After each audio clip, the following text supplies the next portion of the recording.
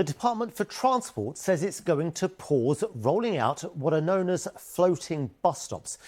Well, they're bus stops where a cycle lane runs between the bus stop and the pavement, and there have been a number of near misses between cyclists and people as they get on and off the buses. Those are cyclists obviously heeding to the rules there, but there have been problems, and Age UK and other groups have signed a petition calling for the bus stops to be banned altogether. Thomas Magill reports.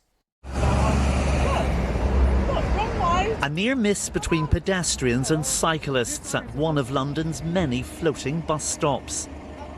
Now I have to go one further stop on. For Andrew, who is visually impaired, their design means he can no longer get out and about like he once did. The floating bus stop was introduced in about 2021, and I was warned against it the first time I went on a bus and didn't realise that there was one.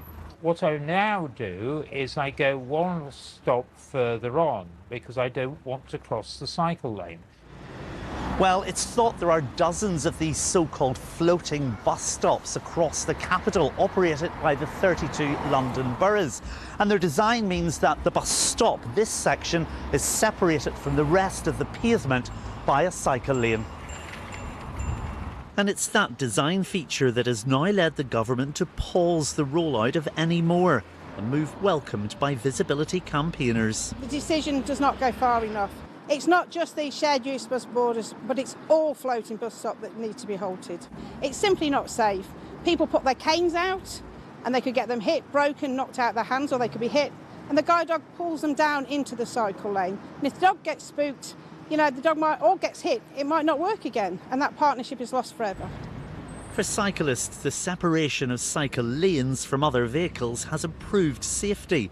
But Tom Vines from the London Cycling Campaign says better design is needed so they're safer for all users. We've seen from research that about 50% more safe if you've got decent infrastructure like bus lanes and floating bus stops. But we need to make sure it's a win-win for everyone, including disabled people who need to feel safe on public transport. For Sarah and other visibility campaigners, the only safe solution to avoid this is to unite the bus stop with the pavement.